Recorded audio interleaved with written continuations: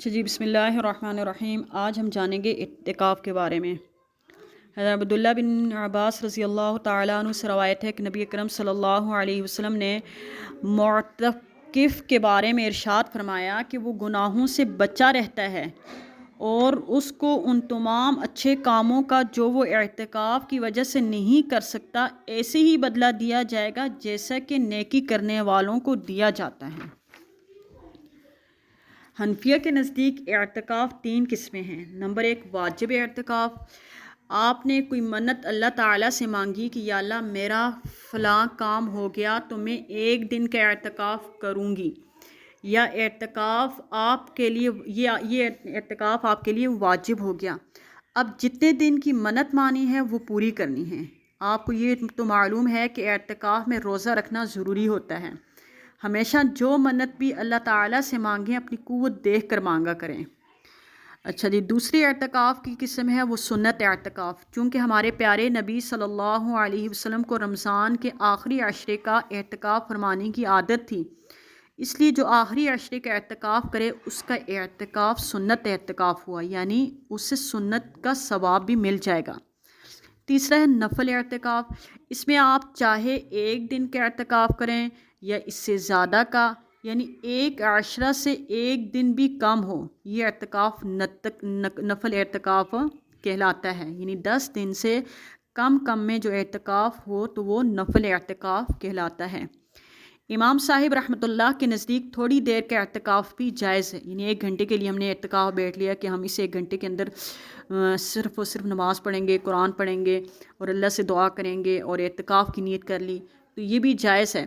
مسجد میں داخلے کے دعا پڑھنے کے بعد ہمیشہ اعتکاف کی نیت کر لیں کہ جب تک میں مسجد رہوں گا تو اعتکاف کی نیت کرتی ہوں یا کرتا ہوں، یہ دل میں کہیں۔ پیارے بچوں، آپ اس فائدے پر غور کریں کہ جب تک مسجد میں پھر نماز، تلاوت، تسبیحات اور تعلیم میں وقت لگائیں گے سب اعتکاف میں لکھا جائے گا۔ یہ بات میں پہلے آپ کو مسجد کے آداب میں بتا چکی ہوں۔ وہاں تیز بولنا، کسی کو ستاننا، کسی کہہ کے لگا کر ہنسنا اور دیگر ہر غلط بات سے پہلے ہی سے بچنا ہے۔ اسی طریقے سے لڑکیاں جو ہوں وہ وضو کرنے کے بعد جب نماز والے کمرے میں داخل ہوں تو نماز کا کمرہ نہ ہو تو جائے نماز پر قدم رکھیں تو اعتکاف کی نیت کر لیں۔ جب تک نماز اور دیگر عبادت میں مشغول رہیں گی تو وہ تمام وقت اعتکاف میں لکھا جائے گا، اور ساری بات اخلاص اور جذبی کی ہے۔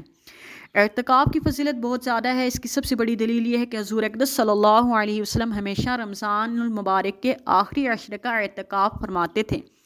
تمام محبتوں کو ختم کر کے صرف اور صرف اللہ کی محبت کو دل میں سمو کر اعتکاف کرنا ہوتا ہے۔ اس سلسلے میں میرا یہ شعر ہے: پہلی منزل ہے اعتکاف کی یہ بندے رب کے قریب آتے ہیں، بھول کر سب غم زمانہ کو صرف خالق سے لو لگاتے ہیں۔ اگر کسی کے دماغ میں اللہ کی محبت خوشبو کی طرح بسی ہو، دل میں اللہ کی محبت کا ٹھاٹھیں مارتا سمندر ہو، تو پھر کیوں نہ رب کائنات رحمت کی نظر فرمائے گا۔ جو بچے اور بچیاں سن بلوغ کو پہنچ چکے ہیں، ماشاءاللہ جوان ہیں، انہیں ضرور اعتکاف کرنا چاہیے۔ میں آپ کو اپنی بچیوں کے شوق کے بارے میں بتاؤں کہ رمضان کے دوسرے عشرے سے مجھے کہتی رہتی ہیں کہ ٹیچر ہمیں اعتکاف کرنا ہے، اعتکاف کے بارے میں بتا دیں۔ گھر میں جو بچیاں قرآن مجید پڑھنے آتی ہیں وہ بھی اصرار کرتی ہیں کہ باجی ہمیں اعتکاف کے بارے میں بتا دیں۔ اور جب میں نبی علیہ السلام کے اعتکاف سے متعلق شوق اور آپ کی احادیث بیان کرتی ہوں تو ان بچیوں کا یہ عالم ہوتا ہے کہ آنکھوں سے آنسو جاری ہو جاتے ہیں، اور دوسرے دن سے ہی کچھ بچیاں مجھے خوشخبری سنا رہی ہوتی ہیں: باجی انشاءاللہ میں آخری عشرے میں اعتکاف کروں گی۔ بعض کہتی ہیں کہ ہم 10 دن کا اعتکاف کریں گی، اور بعض کہتی ہیں کہ ہم 3 دن کا کریں گی۔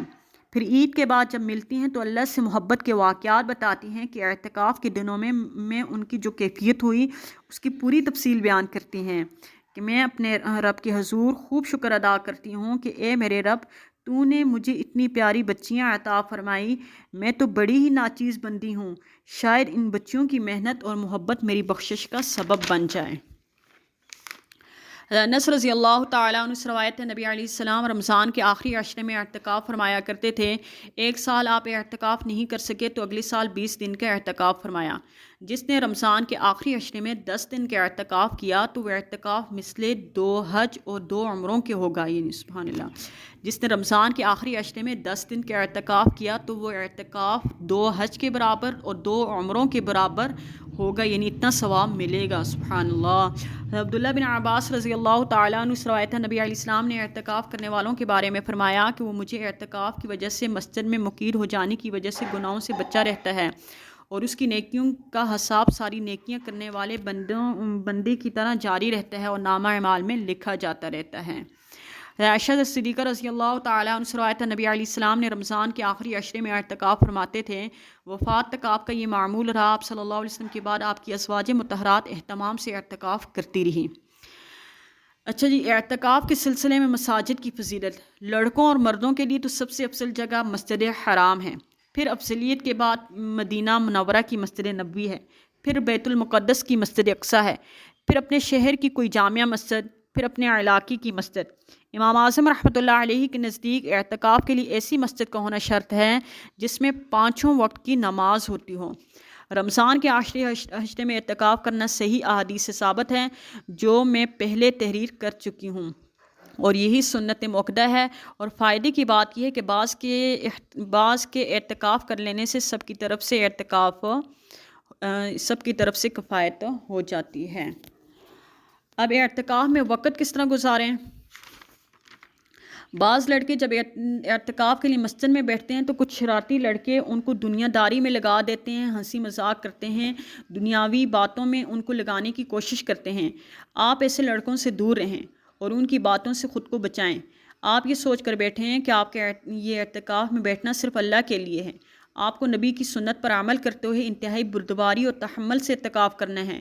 کوئی مذاق بھی اڑائے کہ میاں آپ تو پورے ملا بن گئے, تب بھی ان کی بات کو جواب نہ دیں. یاد رکھیں, آپ جو کام بھی اللہ کی رضا حاصل کرنے کے لیے کریں گے, شرارتی لڑکے آپ کو اپنے جملوں کا نشانہ ضرور بنائیں گے.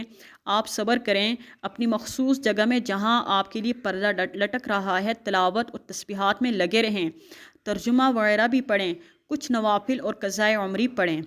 5 وقت کی نماز جماعت کے ساتھ پڑھیں. اگر کوئی عالم یا خطیب واعظ کر رہے ہیں تو خاموش بیٹھ کر ان کی واعظ سنیں. نفل نماز, تہجد, اشراق, چاشت اور اوابین پڑھیں. جب بیٹھے بیٹھے تھک جائیں تو لیٹ کر تسبیحات پڑھنا شروع کر دیں. اگر پڑھتے پڑھتے نیند آ گئی تو یہ وقت بھی آپ کے لیے عبادت میں لکھا جائے گا, لیکن جیسی آنکھ کھل جائے تو ذکر الہی شروع کر دیں. فوراً وضو کریں, پھر وضو سے فارغ ہو کر ذکر کرتے ہوئے آئیں اور اپنے خیمے میں بیٹھ کر پھر اسی طرح عبادت کا سلسلہ جاری رکھیں. اب آپ کے لیے شب قدر کو تلاش کرنا بھی بہت آسان ہے, بس خلوص نیت شرط ہے. اسی طریقے سے جب سحری کھائیں تو سحری میں دودھ, کھجور اور پھلوں کا استعمال کریں اور آئلی غذاؤں سے پرہیز کریں. سادہ غذا کھانے سے آپ کا وضو دیر تک برقرار رہے گا. کچھ دیر خاموش بیٹھ کر خوب دل لگا کر اللہ اللہ کریں. آخری عشرے کی جو دعائیں ہیں ان کو پڑھیں, درود شریف پڑھیں, استغفار, اللہ تعالیٰ کے اسماء الحسنہ کا ورد کریں, دینی کتب کا مطالعہ کریں, دینی اخبار کا مطالعہ کریں اور ایسی اخبار جن پر تصاویر نہ ہوں, موبائل استعمال نہ کریں. حضور اکرم صلی اللہ علیہ وسلم کی سیرت طیبہ, حضرات انبیاء علیہ السلام کے پاکیزہ حالات, سلف صالحین کے واقعات پڑھیں اور اسی طریقے سے کچھ مسائل سیکھیں. حضرت عائشہ صدیقہ رضی اللہ تعالیٰ عنہ سے مروی ہے, معتکف کے لیے شرعی دستور اور ضابطہ یہ ہے کہ وہ نہ مریض کی عیادت کو جائیں, نہ نماز جنازہ میں شرکت کے لیے باہر نکلیں. جو لڑکے شادی شدہ ہیں اپنی بیویوں سے بھی قربت نہ اختیار کریں اور اپنی ضرورتوں کے لیے بھی مسجد سے باہر نہ جائیں سوائے ان ضروریات کے جو بالکل ناگزیر ہے, جیسے واش روم, بیت الخلاء کے ہاں جانا. اور اعتکاف روزہ کے ساتھ ہونا چاہیے, بغیر روزہ کے اعتکاف نہیں. اور مسجد جامعہ میں ہونا چاہیے اور اس کے سوا نہیں. مسجد جامعہ سے مراد ایسی مسجد جہاں آپ 5 وقت جماعت کے ساتھ نماز ہوتی ہو. اور اسی طریقے سے اعتدال کے ساتھ اپنی تمام عبادت کرتے رہیں. مثلاً ابھی آپ نماز پڑھ کر فارغ ہوئے تو اب تلاوت کلام پاک کریں, تھک جائیں تو لیٹ کر تسبیحات پڑھیں, پھر تلاوت کریں. دوپہر کو سو کر رات کے لیے قوت حاصل کریں, کیونکہ آپ کو رات کے بیشتر حصے میں اللہ کی رضا کے لیے جا کر عبادت کرنی ہے اور شب قدر